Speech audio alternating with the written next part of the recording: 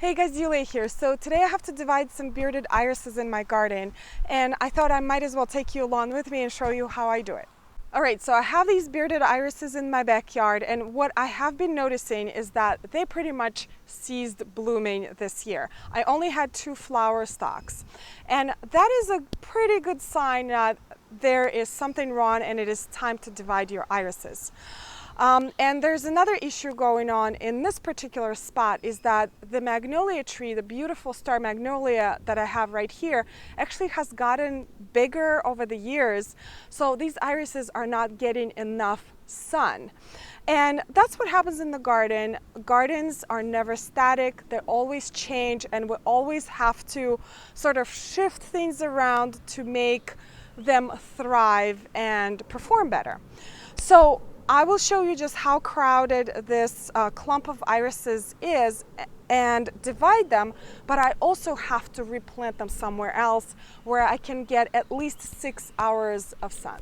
So you see how this clump of irises is totally overcrowded. Look at the rhizomes, they're starting to grow on top of each other. The plant itself is starting to grow in the circle. This clump is about 4 years old, and that is about the time when you have to divide your irises. So I'm going to get in there and start digging this clump out. I'm using a small shovel. You can use a shovel, you can use a garden fork, and keep your tool a little bit away from the clump so you don't cut it into any of the rhizomes. And don't be super gentle. Irises are actually really tough plants. Look at this. Looks beautiful. And I'm going to move it onto a white surface so I can show you guys exactly what's going on. All right, so it actually starts to break up when you dig it out. You can see I already have a number of clumps here, but here is what I wanted to show you. This rhizome right here, this is the rhizome from last year. And these 2 right here are the ones from this year. And that is the reason why we're dividing irises at this strange time of the summer, like smack down in the middle of the summer, because these rhizomes are what we want. And what we're going to do next is just snap them off like this. These are the healthy rhizomes that will bloom next year. Hopefully I'll plant them where there's enough sun. Beautiful root system, nice healthy rhizome, leaves. So about the leaves, you can cut the leaves. I actually like to cut them in sort of like a diamond shape. And the reason you cut them, because when you plant the plant, the wind, it actually acts like a sail, so you don't want the wind to tip over your plants. You could leave the leaves, but the wind is the main issue here. So let me just get in there and start working on this. There's another one.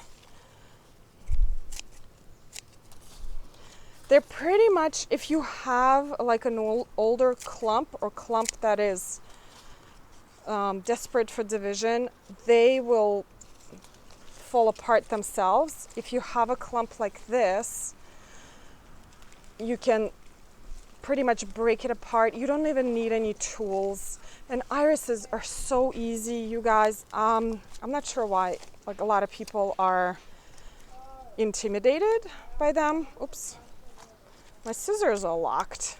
Uh-oh. There we go. There we go.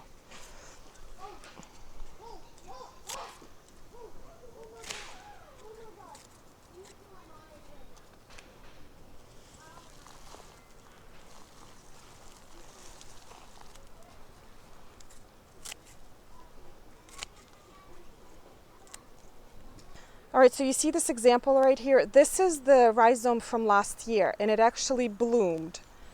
This is the bloom stalk. I like to discard these. Some people leave them if they're like super healthy. I don't like to leave them because a lot of times they're prone to rot. So this you can throw away. I usually throw this away because of if there's any fungus or anything. I don't want this in compost pile, so that's garbage. Some people leave them and throw them in compost. I think that's a bit risky. Here we go. These little ones will do just fine as long as they have a nice root system.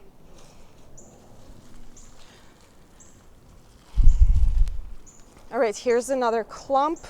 This is a bit of a mess, but I see this is a healthy looking fan right here. And usually if you see 7 leaves, or at least that's what my parents told me when I was younger and we were gardening and replanting irises, if you see 7 leaves on the fan, that will bloom next year. If you see fewer leaves, that probably will not bloom.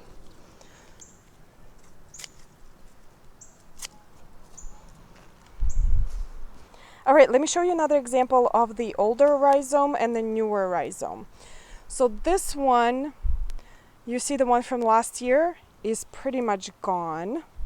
And the new ones, you can just detach like this and like this. Discard the old one. Again, chop them up.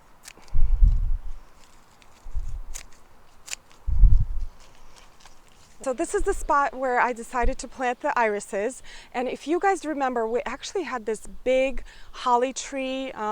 It used to be right behind me, which we had to take down this spring.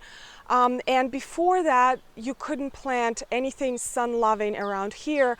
But now that the tree is gone, this spot actually receives 6 hours of sunlight, which is a minimum that your bearded irises should get. Another good point about this spot right here, it actually slopes a little bit, and bearded irises need good drainage. Those are the 2 requirements that are probably the must, is minimum 6 hours of sunlight and good drainage, and maybe if you have a slope, that's even better. So let me just go ahead and start digging, and I'm going to show you in detail what's the proper way of planting your iris rhizomes. All right, so I have this spot here. It has been mulched already. I am not going to amend the soil because the soil here is pretty good. If you have a really sandy soil or really clayey soil, you should probably amend it with a little bit of compost. But again, the irises are not really fussy about soil too much. The most important thing is the drainage for them. I'm going to lay them out about 8 inches apart. And the distance from my thumb to my middle finger is 8 inches. I actually measured it, and it's very handy out in the field if I don't have measuring tape with me. These irises are actually on the smaller size. They are small to medium bearded irises. They're really tall ones. They're really small ones, so you have to look at the size of your irises first to see what the distance of your rhizomes should be. You can plant them a little bit thicker, but this way you're going to have to divide them more frequently.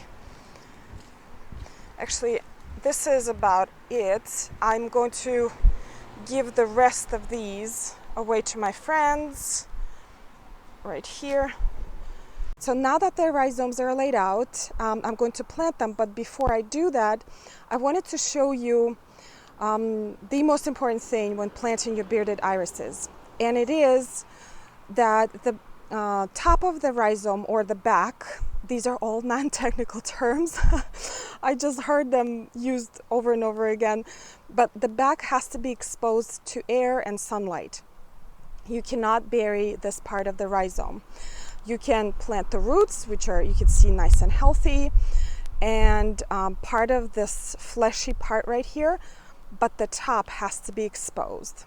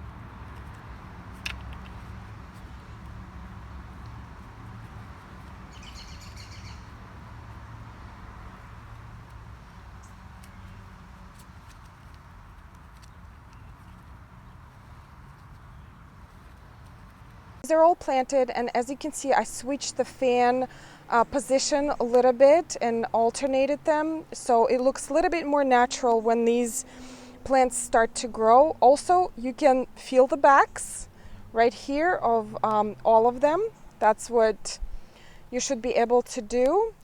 And try to pack soil around the rhizomes so they don't sway in the wind, because you know the root system is not as developed, so they may topple over a little bit, but that's why you cut the leaves so the wind doesn't get them.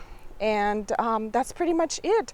These don't look like much right now, but I'm expecting them to bloom next year and then start to multiply and create a really nice grouping of irises. These are sky blue color. I do not know the cultivar because a friend gave this to me. But anyway, this is it for the iris division and planting. Before I go, I just wanted to give you a couple of tips on dividing and replanting your irises. Now, because they have to be divided at this strange part of the summer where it's pretty much the hottest part of the year, try to pick a cooler day or maybe an overcast day or a rainy day so the plants are not as stressed out when you're replanting them. Also, it helps if you plant them in the evening. And obviously evenings are a cooler part of the day, so the plants really appreciate it. I love planting my irises against the evening or morning light as well, because I just love the look of those fans against the light. It's like the most beautiful thing ever. Also, in my zone, Zone 6, Northern New Jersey, you have to divide your irises before Labor Day, no later than that, because they need that time to establish their root system and start to prepare for dormancy. I'm not sure about other regions of the United States or the world, but that's the case in Zone 6, Northern New Jersey. Anyway, I hope you guys enjoyed this video and learned something new. If you are new here, consider subscribing. I would love to stay in touch with you, and I'll see you next time. Thanks. Bye.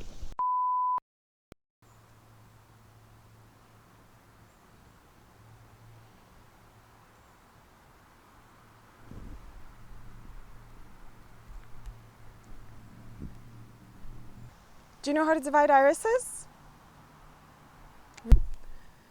Can you show me which eye is blue? No, show me which eye is blue. That's a very lazy way. Which is the blue eye? Good boy. Good job.